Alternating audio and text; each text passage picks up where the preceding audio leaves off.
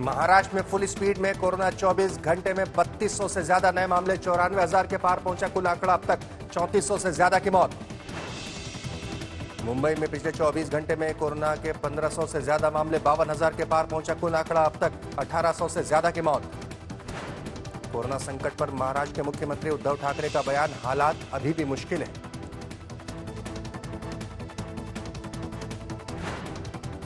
उद्धव ठाकरे की चेतावनी, नियम मानिए, सोशल डिस्टेंसिंग रखिए वरना फिर से बढ़ेगा लॉकडाउन।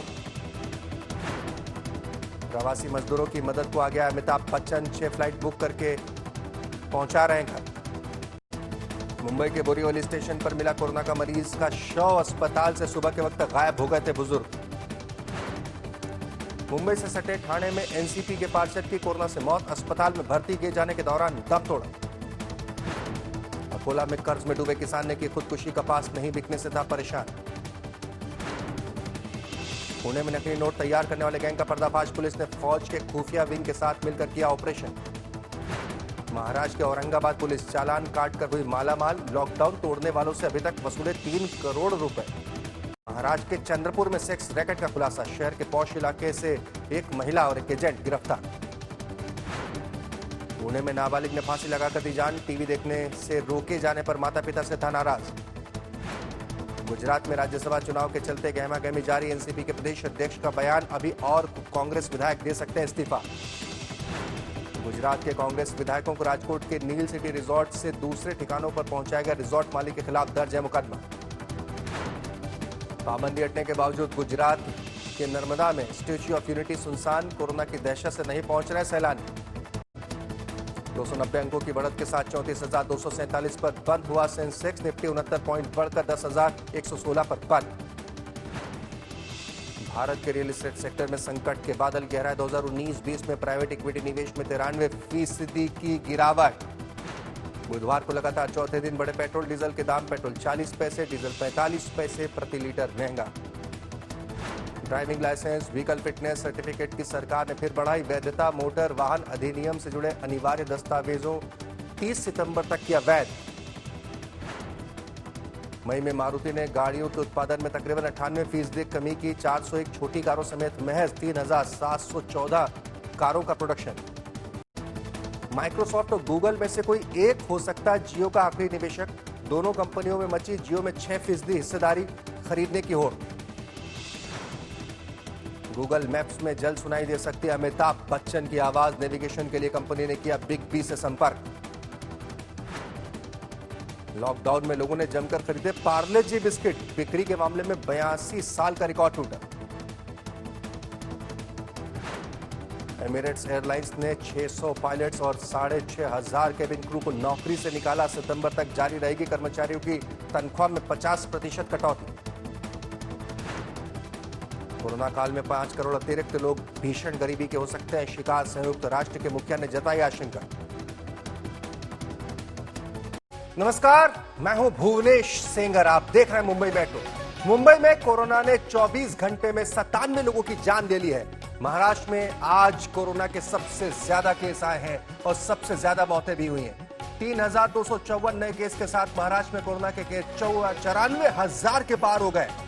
मुंबई में कोरोना के 1,567 नए केस आए हैं। मुंबई में इस हफ्ते से काफी चीजें खुली हैं। अगर सोशल डिस्टेंसिंग का पालन नहीं हुआ तो लॉकडाउन दोबारा लग सकता है, ये चेतावनी दी है महाराष्ट्र के मुख्यमंत्री उद्धव ठाकरे ने।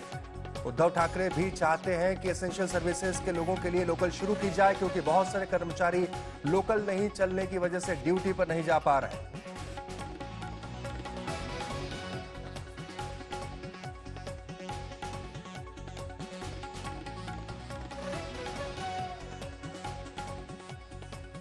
आप लोगों के माध्यम से मैं पूरी जनता को आह्वान कर रहा हूं कि आज भी संकट गहरा है, संकट टला नहीं है, और जो माना जाता है कि कोरोना के साथ जीना होगा तो वो जीना हमें सीखना होगा। कृपा कर जब भी आप रास्ते पर घूमोगे तो एक दूसरे के बीच में अंतर रखना ही होगा, डिस्टेंस रखना ही होगा, और ये सावधानता जो है, जैसे मास्क लगाना, हाथ कहीं यहाँ वहाँ नहीं लगाना, मुंह पे हाथ नहीं लगाना, हाथ धोते रहना, ये तो हमें उसका स्वीकार तो करना होगा। 80 साल की कोरोना मरीज के परिवार को अस्पताल वाले फोन करके कहें कि वो अस्पताल से गायब हो गई हैं और फिर 8 दिन बाद उसी अस्पताल के बाथरूम में बुजुर्ग महिला की लाश मिले। सोचिए जरा उस परिवार पर क्या गुजरी।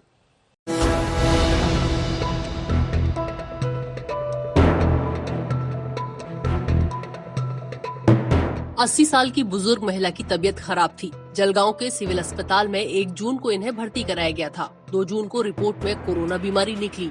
हालचाल लेने जब 3 जून को घर वालों ने फोन किया तो बताया गया कि बुजुर्ग महिला लापता हो गई हैं। घर वालों ने पुलिस में मामला दर्ज करवाया। उसके बाद 3 तारीख को जब फोन किया तो बोले कि आपके दादी जो है वो मिल गई है और उनको 9 नंबर वार्ड में दाखिल कराया गया है। 9 नंबर बताया, एक बार 7 नंबर बताया तो उसको शक हुआ। उसने 2 दिन बाद फिर फोन किया, रोज फोन कर रहा है। 4 तारीख को भी फोन किया, 5 को फोन किया तो 5 को वापस बोला गया कि वो मिसिंग है। फिर उसके बाद आज उसकी बॉडी जो है वो टॉयलेट में मिली है। अस्पताल में मरीजों ने टॉयलेट से दुर्गंध आने की शिकायत की तो वहाँ बहुत बुरी हालत में इस बुजुर्ग महिला का शव पड़ा मिला, जो 8 दिन पड़े रहने से सड़ गया था। तो मुझे लगता है ये शर्मिंदा बात है। मैं गार्डियन मिनिस्टर हूँ, मुझे ये बात का खेद है कि इस बात से मैं भी दुखी हो चुका हूँ। मैंने डिप्टी सीएम साहब से इसकी तकरार की है कि जो भी कोई हो उस पर कार्रवाई की जाए। फिलहाल अस्पताल के डीन को सस्पेंड कर दिया गया है, पर इस घटना से समझा जा सकता है कि कोरोना मरीजों का इलाज कैसे हो रहा है। जलगांव से मनीष जोग के साथ आज तक ब्यूरो।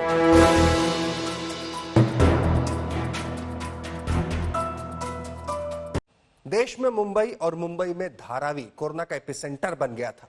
अब यहां से राहत की खबर आनी शुरू हो गई है। 1 जून से नए केसों में काफी कमी आई है। 73 मौतें दर्ज करने वाले धारावी में जून महीने में अब तक 2 मौतें दर्ज हुई हैं।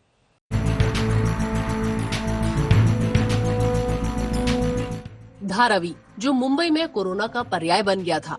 धारावी में कोरोना का संक्रमण फैला तो डर था कि कहीं मामला हाथ से न निकल जाए। इन संकरी गलियों में न्यूजीलैंड की 1/4 आबादी रहती है। 8 बाय 10 के कमरे में 12-12 लोग रहते हैं। 100 लोग एक कॉमन टॉयलेट का इस्तेमाल करते हैं, लेकिन बीएमसी ने यहाँ टेस्टिंग और ट्रीटमेंट की नीति का युद्ध स्तर पर पालन किया। अब धारावी में जीत दूर नहीं दिख रही। धारावी में अभी जो as compare to other part of city deaths काफ़ी कम है, मतलब 73 डेथ्स है आज और 1956 केसेस है। तो as compare to that death rate अभी धीरे धीरे मई मंथ में काफ़ी कम हो गया है। मुंबई का सबसे बड़ा हॉटस्पॉट कोरोना वायरस के लिए धारावी, अब यहाँ पर जो हालात पूरी तरीके से बदलते नजर आ रहे हैं। पिछले 1 हफ्ते की अगर जो बात करें तो एशिया की सबसे बड़ी स्लम में यहाँ पर जो केसेस है वो काफ़ी ज़्यादा कम हो रहे हैं। पहले यहाँ पर 100 से ज़्यादा केसेस एक दिन में आ रहे थे, लेकिन अब एक दिन में 10 से 15 केसेस ही आ रहे हैं। धारावी में कोरोना के 1964 मामले सामने आ चुके हैं। 73 लोगों की मौत हुई है। धारावी में 1 जून को नए संक्रमितों की संख्या 34 दर्ज की गई। 2 जून को ये आंकड़ा 25 हो गया। 3 जून को 19 केस नए सामने आए। 4 जून को 23 केस आए। 5 जून को 17, 6 जून को 10, 7 जून को 13 मामले, 8 जून को 12 केस आए। इसके बाद 9 जून को 11 केस आए और 2 मौतें हुई, जो कि जून के महीने में पहली बार हुआ। पर फिलहाल यहाँ के लोग सुकून महसूस कर रहे हैं। काफ़ी हद तक यहाँ पे बहुत राहत मिली है लोगों को भी। मिग्रेंट लेबर जो थे यहाँ से काफ़ी हद तक कम हो चुके हैं। कारोबार पे भी जो फ़र्क पड़ना था वो सब इस चीज़ों से बहुत फ़र्क हुआ है। कारखाने बंद हैं, पॉल्यूशन कम हुए हैं इसमें, तो लोगों को इस वजह से अभी राहत है। कोई बीमारी का वो नहीं है, लोग अपने अपने घर में सुकून से हैं। लोगों को बाहर निकलने के लिए भी आपत्ति नहीं हो रही है। अभी धारावी केसेस अभी आप भी देख रहे न्यूज़ पे दिखा रहे हैं, धारावी में बिल्कुल केसेस नहीं हो रहे। जो स्टार्टिंग हुआ था कोरोना का उससे अभी 10% भी केसेस नहीं आ रहे उसके अंदर। धारावी में कोरोना की जंग कई मोर्चों पर लड़ी जा रही थी। म्युनिसिपल कॉर्पोरेशन ने करीब 7 लाख लोगों की स्क्रीनिंग की। पुलिस ने पूरे इलाके में सख्ती बरती।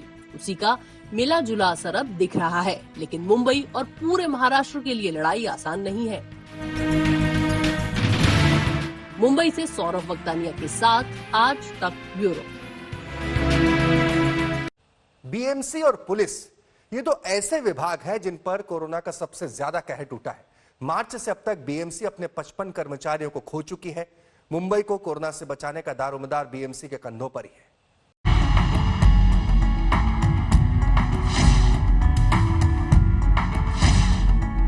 24 साल का सलीम और 18 साल के शाहरुख, ये दोनों गोरेगांव इलाके से कचरा उठाते हैं और कांजूर मार्ग में डालते हैं। मास्क और ग्लव्स के बाद अब इन्हें सैनिटाइजर भी मिल गया है। अभी कोरोना वायरस को लेके कुछ एक्स्ट्रा कुछ दिया गया है? हाँ, सैनिटाइजर दिया हुआ है, बहुत कुछ दिया है। हाँ, हैंड वॉश दिया हुआ है। हैंड सैनिटाइजर एक अलग है जो एक्स्ट्रा दिया है, इस्तेमाल कर रहे हो? हाँ। कितनी देर पे करते हो? जैसे 5-5, 10-10 मिनट में जैसे काम हो जाए। सलीम और शाहरुख नौजवान हैं, इन्हें कोई बीमारी नहीं है, इनके परिवार में भी सब स्वस्थ हैं। पर बीएमसी के साथ काम कर रहे हर कर्मचारी की किस्मत ऐसी नहीं है। पिछले कुछ महीनों में कोरोना से बीएमसी के 55 कर्मचारियों की मौत हो चुकी है। 1700 संक्रमित हो चुके हैं। कोरोना से मरने वाले कर्मचारियों के लिए बीएमसी ने 50 लाख के मुआवजे का ऐलान किया है। कोरोना के बाद से सभी दफ्तर कम से कम कर्मचारियों से काम चला रहे हैं, पर बीएमसी और पुलिस विभाग ऐसा नहीं कर सकते। कोरोना वायरस खिलाफ जंग बेरोक टोक चलती रहे और ये शहर अब कभी थमे नहीं, रुके नहीं, इसके लिए बीएमसी के कर्मचारी लगातार जमीनी स्तर पर काम कर रहे हैं। लेकिन अब तक 55 लोगों की मौत हो चुकी है और deputy municipal commissioner Shirish Dixit की मौत ने तो बीएमसी को हिलाकर ही रख दिया। अब एक आवाज उठ रही है कि सब लोगों की टेस्टिंग यानी कि उनकी जांच पड़ताल लगातार हर हफ्ते कम से कम होनी ही चाहिए। शिरीष दीक्षित में कोरोना के लक्षण नहीं थे। उन्हें लग रहा था कि उनकी पॉजिटिव होने की रिपोर्ट भी सही नहीं है। शिरीष ने खुद को घर में आइसोलेट करके रखा था। वो खुद का दोबारा टेस्ट करवाने की सोच रहे थे। सोमवार रात को नींद में उनकी मौत हो गई। दीक्षित जैसे बड़ी रैंक के अधिकारी की मौत के बाद उनके साथी मांग कर रहे हैं कि ग्राउंड पर काम कर रहे बिना लक्षण वाले साथियों की भी टेस्टिंग कराई जाए। दीक्षित रेस कोर्स और वर्ली के एनएसआई डोम की सेटिंग में काफी आगे रहे थे। दीक्षित को कोई सिम्टम्स नहीं दिखा था, लेकिन फिर भी वो पॉजिटिव हो गए, उनका देहांत हो गया। तो हमारी ये मांग है कि उनकी टेस्ट हर एक की जाए जो लोग ऑन ड्यूटी फील्ड पे काम कर रहे हैं। बहुत सारे कामगारों का मुझे फोन आता है कि साहब हमारे चौकी में 2 लोगों का ऐसा हो गया, हम लोगों का टेस्टिंग होना चाहिए। मगर जिस तरह से अपने पास में वो व्यवस्था होनी चाहिए, ऐसा नहीं हो रहा है। मुंबई पुलिस के 1800 से ज्यादा जवान कोरोना से संक्रमित हैं और 21 की मौत हो चुकी है। प्रशासन अब और ज्यादा टेस्टिंग का वायदा कर रहा है। विद्या, मुंबई आज तक। मुंबई मेट्रो में आज के लिए इतना ही। दीजिए इजाजत।